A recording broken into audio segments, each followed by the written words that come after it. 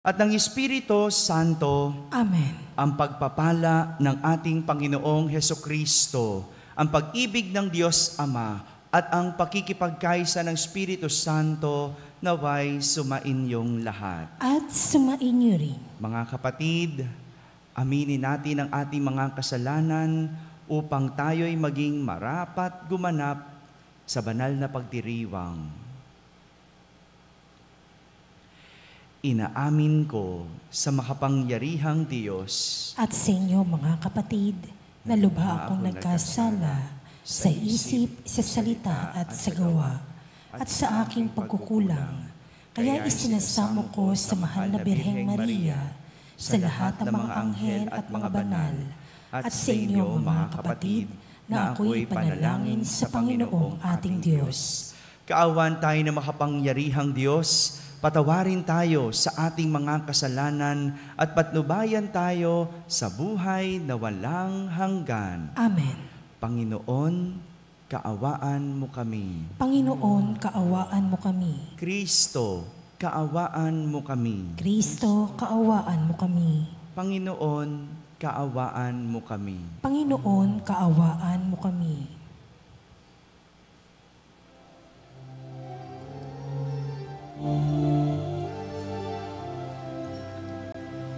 Luwalhati sa Diyos sa kaigaasan, kaloob sa lumay kapayapaan.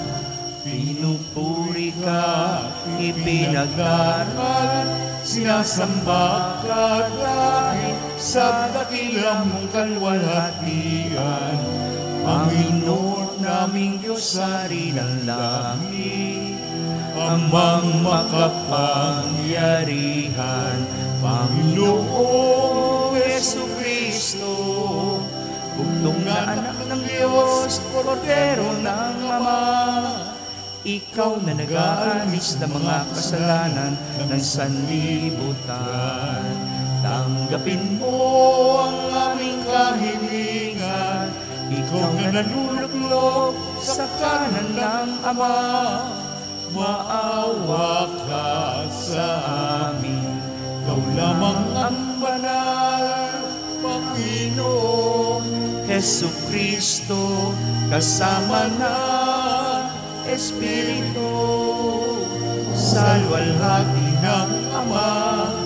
Amen, Amen, Amen,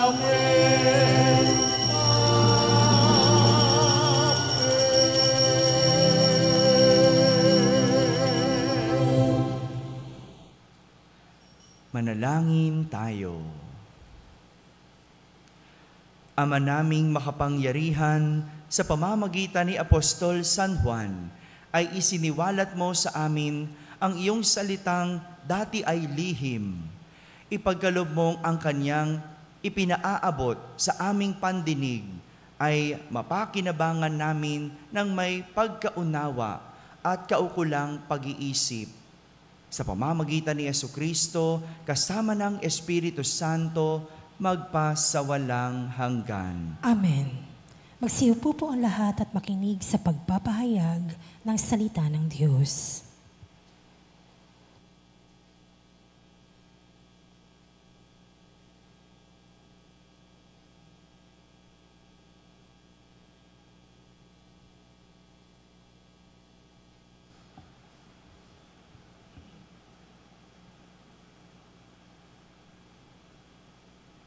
Pagbasa mula sa ang simula ng unang sulat ni Apostol San Juan. Mga pinakamamahal, sumusulat kami sa inyo tungkol sa Kanya na sa simula pa'y Siya na, ang salita na nagbibigay buhay. Narinig namin Siya at nakita, napagmasdan at nahipo ng aming mga kamay. Nahayag ang buhay. Nakita namin Siya at pinatutuhanan sa inyo, at ipinangangaral namin sa inyo ang buhay na walang hanggan, na kasama ng Ama, at nahayag sa amin. Ipinahayag nga namin sa inyo ang aming nakita at narinig upang makasama namin kayo sa pakikiisa sa Ama at sa Kanyang Anak na si Jesucristo. Sinulat namin ito upang malubos ang ating kagalakan. Ang salita ng Diyos. Salamat sa Diyos. Saan mong tugunan ang ating pong itutugon? Sa Panginooy magalak ang masunurit matapat.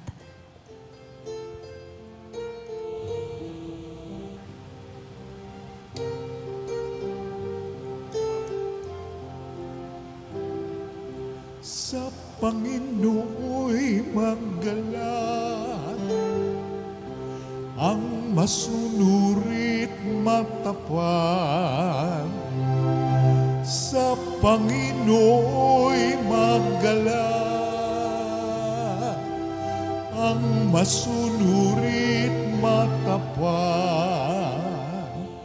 Ang puon ay maghahari, magalak ang kalupaan. Lahat kayong mga pulo ay magsaya at magdiwang. Ang paligid niya ay ulap, nalipos ng kadiliman. Kaharian niya ay tapat at salig sa katarungan.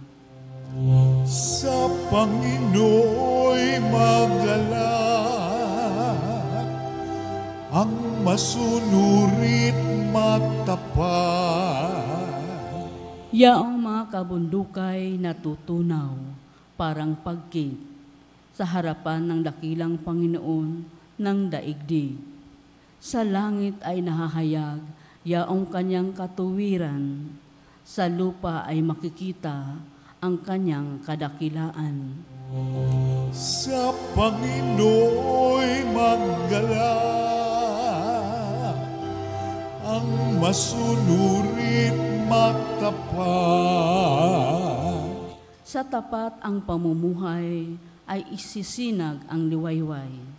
Sa dalisay namang puso, maghahari kagalakan. Ang matuwid ang gawain ay galak ang masusumpong. Sa maraming kabutihang ginawa ng Panginoon. Ang ginawa niyang ito'y dapat nating gunitain at sa puon ay iukol ang papuring walang maliw. Sa Panginooy magalak ang masunurit magtapat. Sa Panginooy magalak ang masunurit matapat.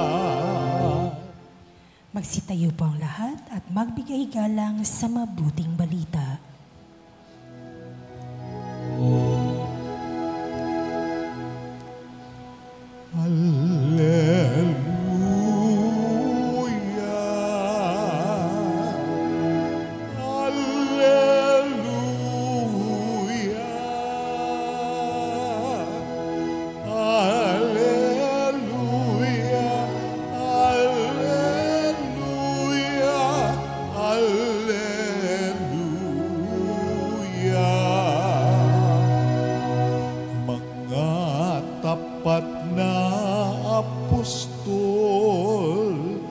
Ay nagpupuri sa walang itapang panahon. Alleluia,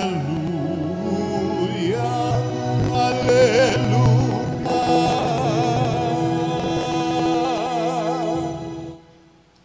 Sumainyo ang Panginoon. At sumaiyo rin Ang mabuting balita ng Panginoon.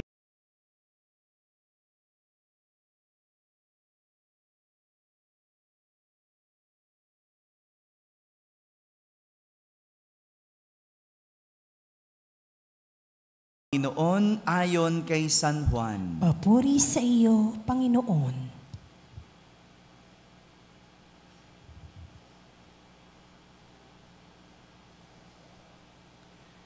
Madilim-dilim pa ng araw ng linggo.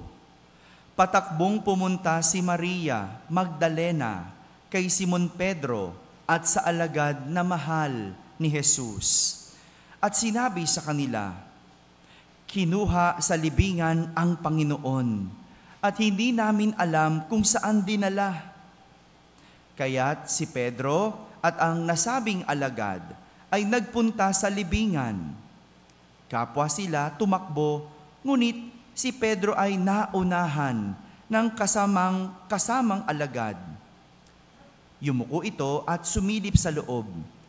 Nakita niyang nakalagay ang mga kayong lino, ngunit hindi siya pumasok. Kasunod niyang dumating si Simon Pedro at tuloy-tuloy itong pumasok sa libingan. Nakita niya ang mga kayong lino at ang panyong ibinalot sa ulo. Hindi ito kasama ng mga kayong lino, kundi hiwalay na nakatiklop sa isang tabi. Pumasok din ang alagad na naunang dumating. Nakita niya ito at siya ay naniwala.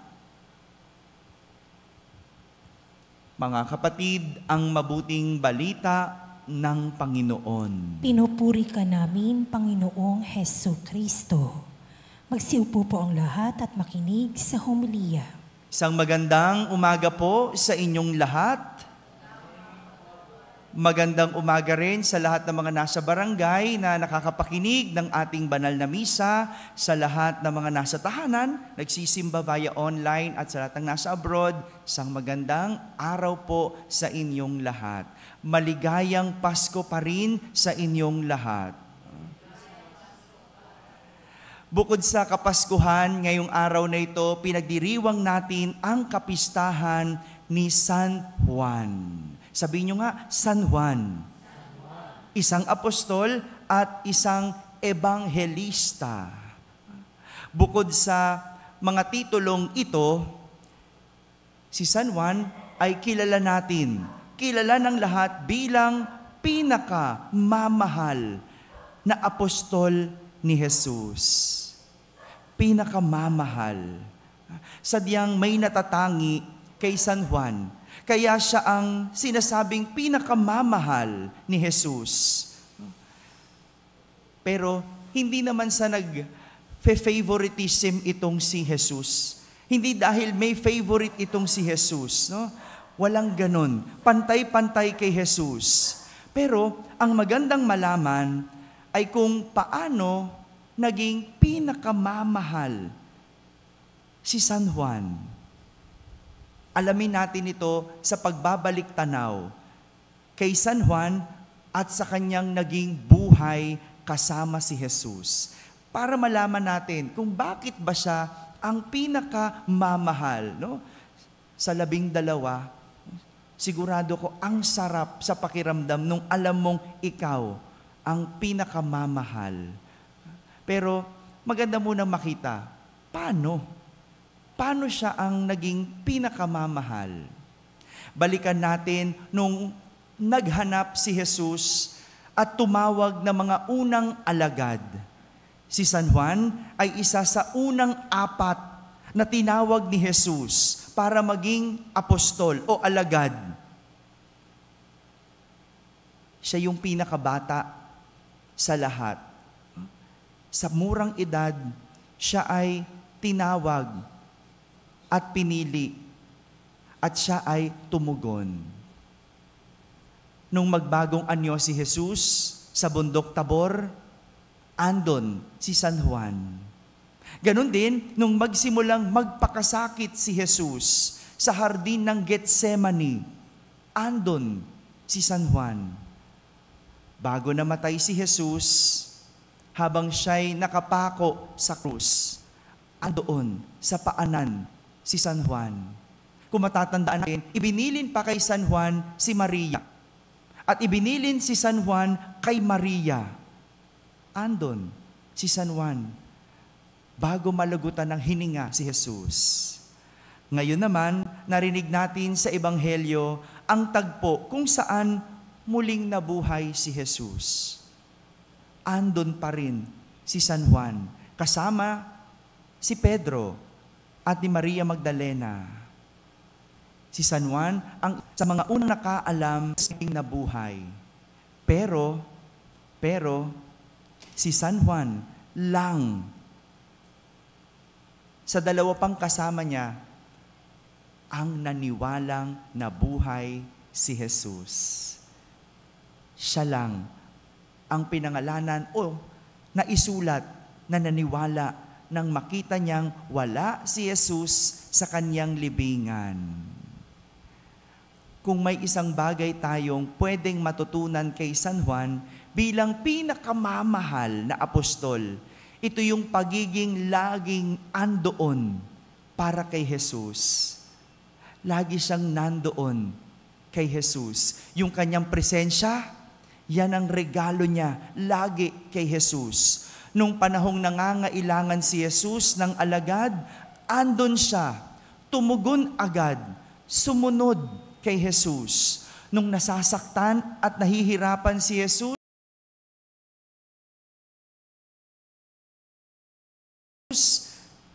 andoon si San Juan para kay Jesus.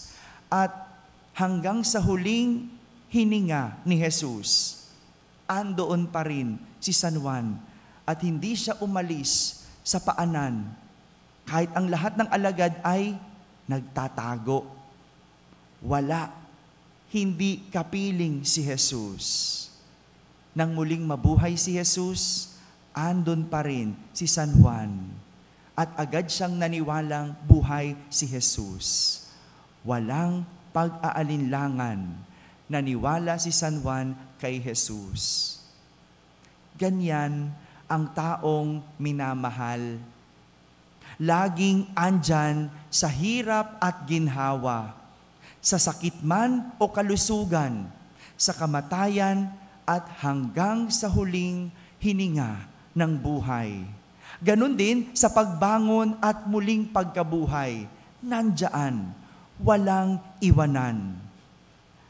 Kaya hindi natin masisisi si Jesus kung bakit si San Juan ang pinakamamahal. Sa 12 alagad, siya ang laging sinasabing pinakamamahal. Hindi naman dapat magselos ang ibang alagad dahil madaming nagawa si San Juan na hindi nagawa ng ibang alagad. Ganyan ang pinakamamahal. At magandang matutunan natin kung paano pakamamahalin. Dapat kaya mong laging andyan at hindi mangiiwan. Kung di mo kayang manatili, kung hindi mo kayang araw-araw piliin ang iyong minamahal, hindi mo deserve tawaging pinakamamahal. Marami sa atin nagmamahal, gusto sila lang ang mahalin. Pero ayaw magmahal pabalik. Ay, hindi pwedeng ganun. Ang pagmamahal hindi one-sided. Kung gusto mong mahalin ka, matuto ka ring magmahal. Matuto kang maging tapat. Kaya mong manatili at hindi ka mangiiwan sa hirap at ginhawa. Dahil ganyan ang tunay na pagmamahal. Kayang manatili at pipiliin lagi ang pinakamamahal. Mga kapatid, ang pagiging minamahal ay hindi isang bagay na hinihingi o pinipilit, kundi isang bagay na pinatutunayan. Maging ganito nawa tayo, magmahal, handang manatili, andyan palagi, at kahit kailan ang minamahal ang laging pinipili. Amen? Amen.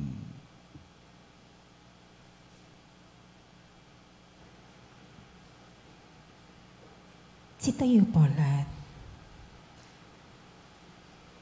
Tinagurian si Juan bilang mahal na alagad sapagkat siya ang tapat at malapit sa puso ni Kristo. Tumawag tayo sa Diyos na nagkatawang tao, ang salitang buhay na inihayag sa Kanya sa Ebanghelyo. Sa bawat panalangin, ating sasambitin, Ama ni Jesus, basbasan mo kami. Ama ni Jesus, basbasan mo kami. Ang simbahan naway maging masigasig sa kanyang apostolikong misyon na ipinagkatiwala sa kanya ni Kristo. Manalangin tayo sa Panginoon. Ama ni Jesus, basbasan mo kami. Tayo naway magsikap, isunod ang ating kalooban sa kalooban ni Kristo. Manalangin tayo sa Panginoon. Ama ni Jesus, basbasan mo kami. Tulad ni Apostol San Juan, tayo naway magkaroon ng malalim na pagkakilala kay Jesus sa pamamagitan ng pag-aaral sa mga katotohanan ng ating pananampalataya. Manalangin tayo sa Panginoon. Ama ni Jesus, basbasan mo kami. Tayo naway magkaroon ng lakas na loob na sumunod kay Kristo sa krus at sa libingang walang laman. Manalangin tayo sa Panginoon. Ama ni Jesus, basbasan mo kami. Tayo naway makibahagi sa maamong pagmamahal ni San Juan kay Maria na ating ina. Manalangin tayo sa Panginoon. Ama ni Jesus, basbasan mo kami. Sa katahimikan, ating ilapit sa Diyos ang ating mga pansariling kahilingan.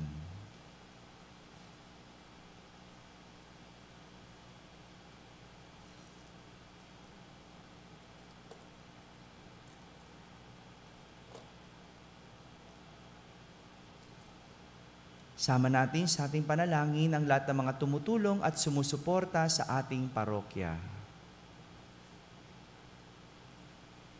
Manalangin tayo sa Panginoon. Ama ni Jesus, basbasan mo kami. Ama ng salitang nagkatawang tao, habang nagdiriwang kami sa pagsilang ng iyong anak, tinggin mo nawa kami sa mga kahilingan na inilalapit namin sa iyo.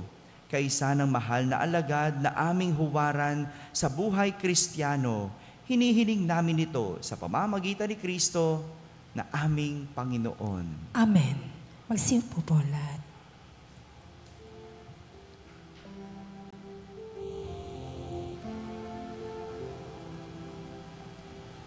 Alay namin sa Paskong dumating, pagkakaisa, pagmamahal at kamanalang taglay. Blessed be God forever. Dalangin namin, manatili kami. Tapat sa pag-ibig na bigay mo sa amin. Blessed be God forever. Ang most great Itong alak at tinapay, mga bungang alay, halo ng pawis at biyaya ng langit. Sa aming pag-ibig sa kapwang kapatid, bubunga ng buhay na iyong bigay. Magsitayo po lahat. Manalangin kayo mga kapatid upang ang paghahain natin ay kalugdan ng Diyos amang makapangyarihan. Tanggapin nawa ng Panginoon itong paghahain sa iyong mga kamay, sa kapurihan niya at karangalan, sa ating kapakinabangan at sa buong sambayanan niyang banal. Ama naming lumikha, gawin mong banal ang aming mga alay at ipagkalubong sa pagdiriwang namin ng huling hapunan ang lihim ng iyong salitang walang hanggan ay aming mapagsaluhan bilang iyong pahayag na idinulot kay San Juan. Sa pamamagitan ni Jesucristo, kasama ng Espiritu Santo, magpa sa walang hanggan. Amen. Sumainyo ang Panginoon. At sumaiyo rin. Itaas sa Diyos ang inyong puso at diwa. Itinaas na namin sa Panginoon. Pasalamatan natin ang Panginoong ating Diyos. Marapat na siya ay pasalamatan. Ama naming makapangyarihan, tunay ngang marapat na ikaw ay aming pasalamatan sa pamamagitan ni Jesucristo na aming Panginoon. Ang anak mong di na iba sa amin ay siyang pumawi sa dilim, kaya ngayon ikaw ang aming nababanaagan. Ang anak mong di na iba sa iyo ay siyang iisang salita mo. Sa katauhan niya, ang iyong sarili ay aming nakikita. Sa pamamagitan niya, ang iyong pag-ibig ay kahali-halina, kahit ikaw ay lingid sa aming mata. Kaya kaysa ng mga anghel na nagsisiawit ng papuri sa iyo nang walang humpay sa kalangitan, kami nagbubunyi sa iyong kadakilaan. Santo, Santo, Santo, Diyos makapangyarihan, puspos ng luwalhati ang langit at lupa. Hosana sa kaitaasan, pinapalang narito sa ngalan ng Panginoon. Hosana, Hosana sa kaitaasan. Hosana, Hosana sa kaitaasan.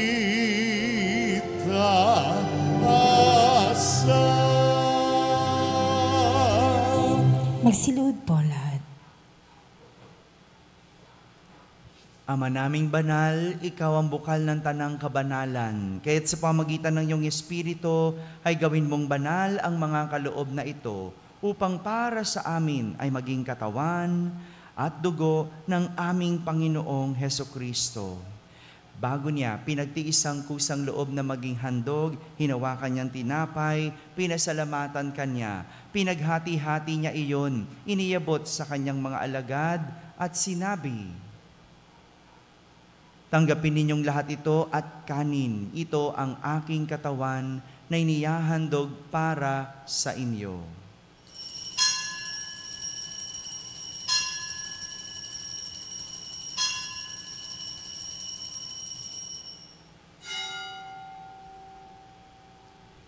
Kaya hindi naman lumatapos ang hapunan, hinawakan niya ang kalis, muli kanyang pinasalamatan.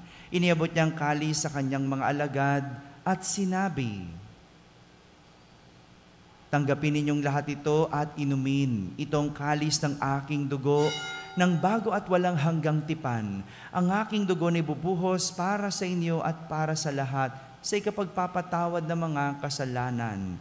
Gawin ninyo ito sa pag-alaala sa akin."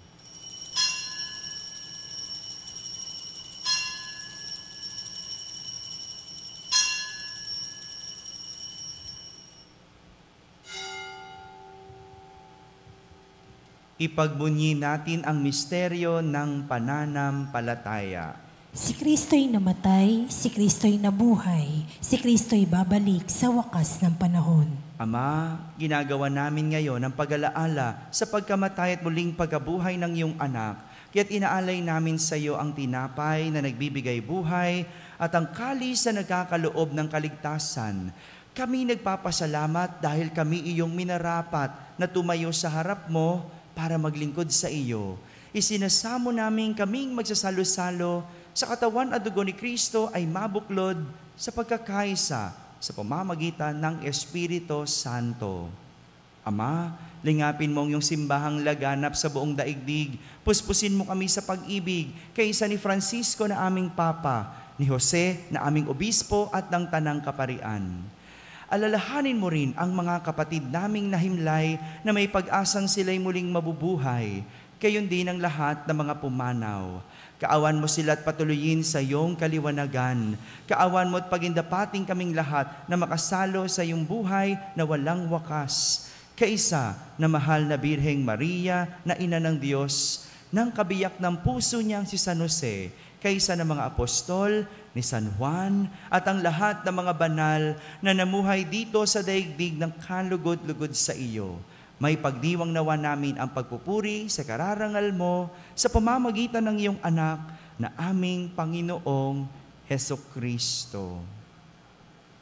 Sa pamamagitan ni Kristo, kasama niya at sa Kanya, ang lahat ng parangal at papuri ay sa iyo, Diyos Amang makapangyarihan, kasama ng Espiritu Santo, magpasawalang hanggan. Amen.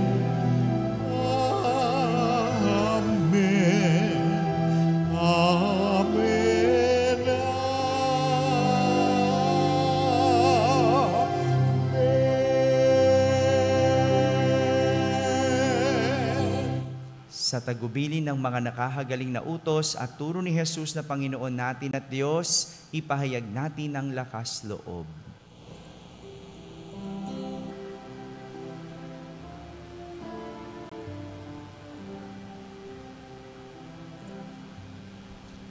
Ama namin, sumasalangit ka, sambahin ang ngalan mo, mapasamin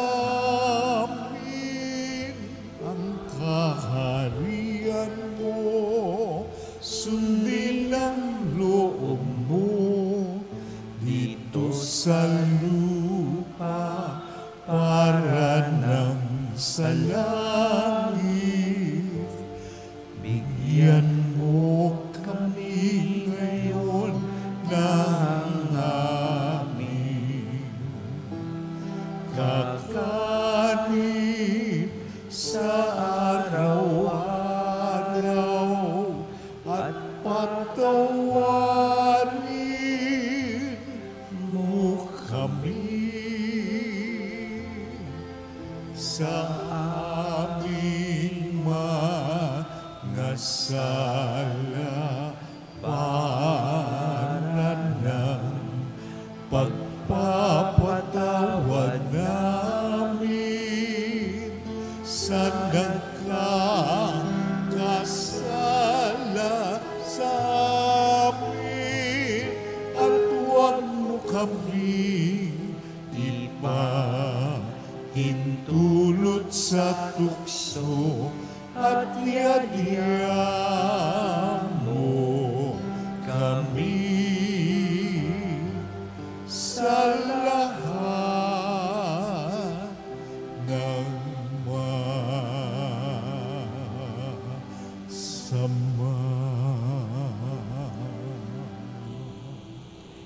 Hinihiling namin kami iadya sa lahat na masama, pagkalooban ng kapayapaan araw-araw, iligtas sa kasalanan at ilayo sa lahat ng kapahamakan, samantalang aming pinananabikan ang dakilang araw ng pagpapahayag ng tagapagligtas naming si Hesukristo.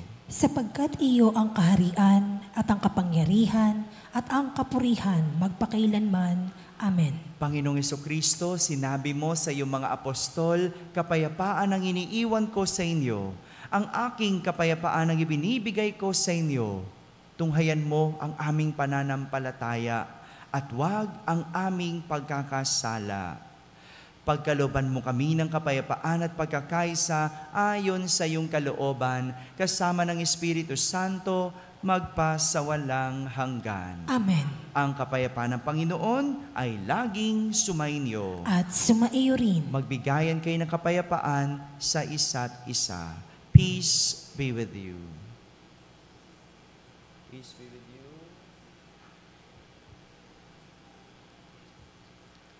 Kordero ng Diyos na nag-aalis sa mga kasalanan ng sanlibutan, maawa ka sa amin. Kordero ng Diyos na nag-aalis sa mga kasalanan ng sanlibutan, maawa ka sa amin. Kordero ng Diyos na nag-aalis sa mga kasalanan ng sanlibutan, ipagkaloob mo sa amin ang kapayapaan. Magsiluhod po lahat.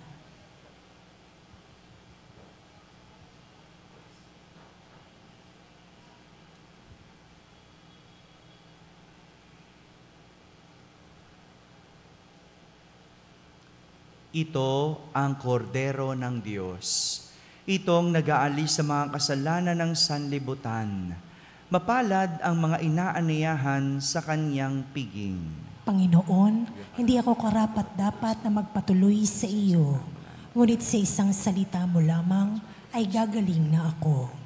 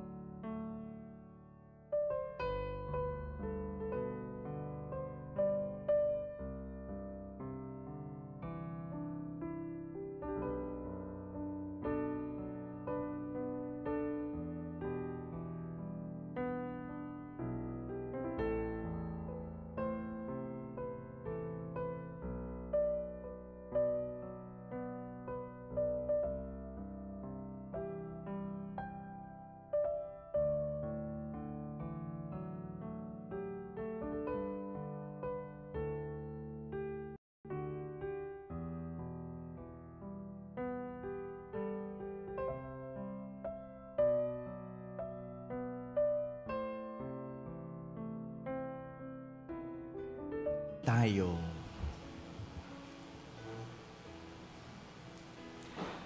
Ama naming mapagmahal, ipagkaloob mong ang iyong salitang nagkatawang tao na ipinangaral ni Apostol San Juan ay mamalaging nananahan sa amin, pakundangan sa banal na pakikinabang sa ipinagdiriwang na paghahain sa pamamagitan ni Jesucristo kasama ng Espiritu Santo magpasawalang hanggan. Amen. Nais ko pong imbitahan kayong lahat mamaya para sa ika-5 araw ng ating Misa Nobenaryo para sa kapistahan ng ating mahal na Inang Soledad. Mamaya po, 6:00 ng gabi na pangungunahan ng ating panauhing pari na si Father Jenny Diwa. No? Teacher ko po yun, magaling din po yun. So magsimba po tayo mamayang 6:00 ng gabi. Maraming salamat po.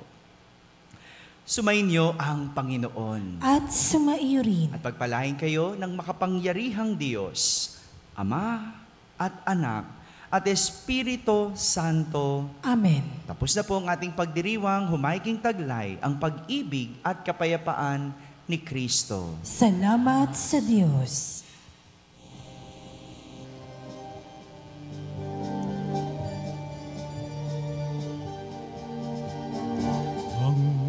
Pasko ay sumapit, tayo ay magsiyawit ng magagandang ibig, dahil sa ang Diyos ay pag-ibig, nang si Kristo'y silang, may 3 haring nagsidalaw, at magbuhat ngayon kahit hindi Pasko ay magbigayan. Bagong taon ay magbagong buhay, nang bigaya ang ating bayan. Tayo magsikap upang makamtan natin ang kasaganan. Tayo magsiyawit habang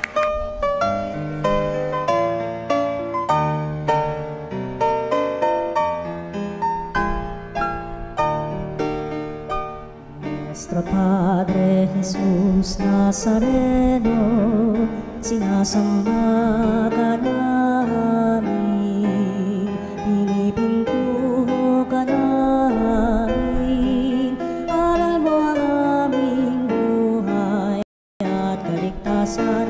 Nuestro Padre Jesus Nazareno, iligtas mo kami sa kamatayan. Mong pinamatayan ay sagisag ng aming kaligtasan. Nuestro Padre Jesus Nazareno, dinarangal ka namin. Nuestro Padre Jesus Nazareno, inulwal ka